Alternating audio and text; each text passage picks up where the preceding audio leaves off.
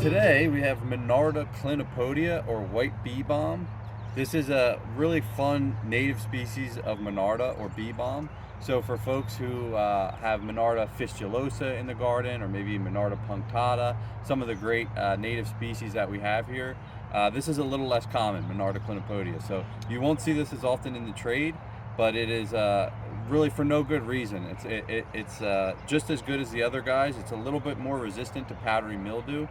Gets clusters of really great white flowers, so somewhat similar to that Monarda clinipodia, Monarda punctata, but this is all white, the flower, and this will do well in a little bit more of a shady environment. So unlike the other Monardas that in a shady environment might be really highly susceptible to powdery mildew, this guy will thrive in those environments and stay powdery mildew free, which is something that really is kind of a bane to all of us Monarda lovers. So for folks who are familiar with Monarda didyma, the kind of red bee balm, this grows in very similar conditions, but again, just a really beautiful white flower, and you get some really neat kind of coloration texture on these on the leaves as well. So great Monarda species.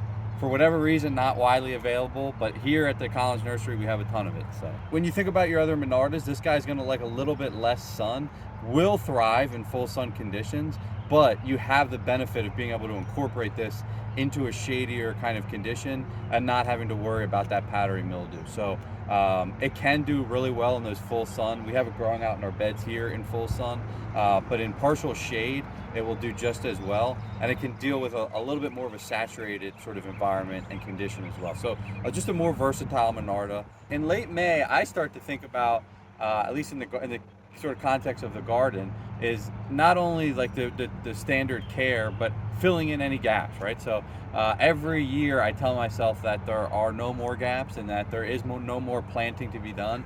But by May, and certainly by June, you start to see some spots where you're thinking, I could fill in one more thing here or there. And that's for a packed garden, right? And some places where it's a little more sparse, and areas where you're just getting started on a garden, it's a great time to find those spaces and think about size, color, whatever your pollinator interest might be, what you want to attract, right? These guys have a ton of really interesting sort of pollinator associates. So all of those things come into play, and this is the time where you get to see the garden really start to form itself close to fully, right? And so you can identify those spaces where you can start to add in some new things.